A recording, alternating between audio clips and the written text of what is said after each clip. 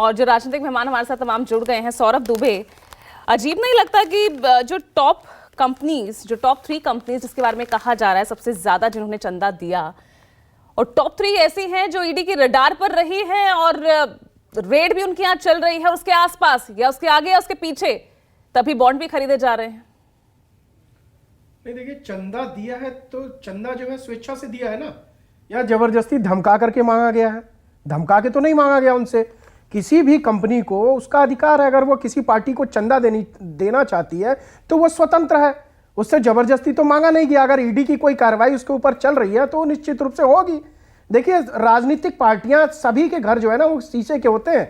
चंदा लेने के मामले में आप अगर एक दूसरे के ऊपर पत्थर फेंकेंगे तो पत्थर आपके ऊपर भी आ सकता है, और ये रीति रिवाज अभी का नहीं है। आप डिफेंड क्यों कर रहे हैं? मैंने कोई सवाल नहीं उठाया, मैं तो जस्ट पूछ रही हूँ कि बड़ा अजब संयोग सा नहीं हो गया ये? नहीं, संजोग वाली बात ही नहीं है। देखिए, जो कानून कार्रवाई करेगा वो तो अपनी जगह करेगा, लेकिन भारत के अंदर अगर कोई कंपनी काम कर रही है और किसी भी पार्टी को, ऐसे तमाम कंपनियां हैं जिन्होंने टीएमसी को बहुत चंदा दिया हुआ है, कांग्रेस को चंदा दिया हुआ है, और पहले वो चंदा कांग्रेस को देती आई है। जब जेट एयरवेज 2014 में, वो तो लगातार जो है कांग्रेस को ही देती थी, भारतीय जनता पार्टी को तो चंदा ही नहीं दिया था उसने, लेकिन तब भी जेट एयरवेज पूरी तरह से डूब गई।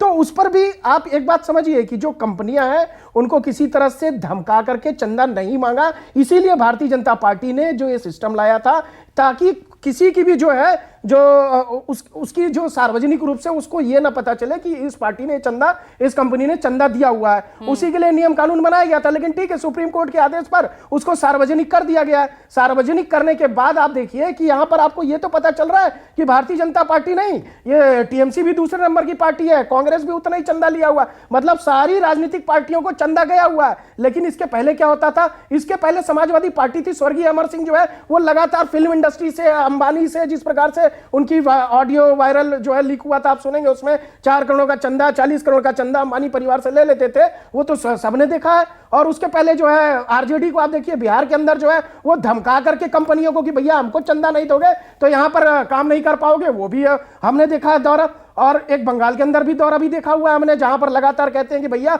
टाटा को इसलिए भगा दिया गया था क्योंकि वो चंदा देने को तैयार नहीं था सिंगूर को।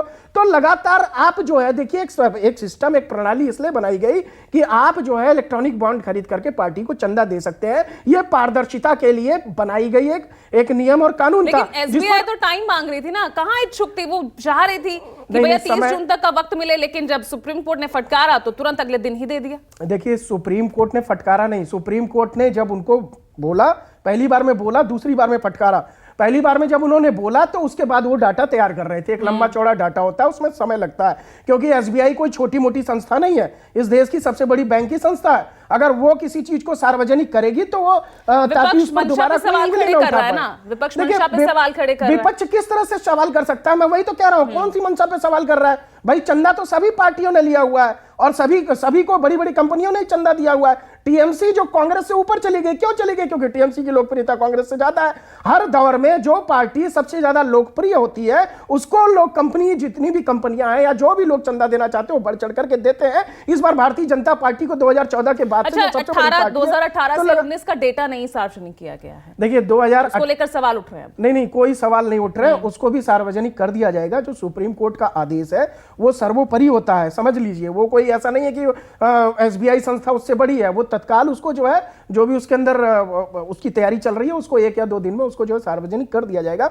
कोई छुपाने का प्रयास नहीं किया गया है, कोई गलत काम हुआ नहीं है ना। आप बता दीजिए, किसी को धमका करके बोला गया है कि तो भैया तुम 500 करोड़ चंदा दो, नहीं तो धंधा नहीं करोगे देश में। पहले तो यही रीति रिवाज चलता आया है ना कि तुमको इस देश के अंदर काम करना है तो तुमको जो है कांग्रेस को चंदा देना पड़ेगा, तुमको इस देश के अंदर काम करना है तो तुमको टीएमसी को चंदा देना पड़ेगा।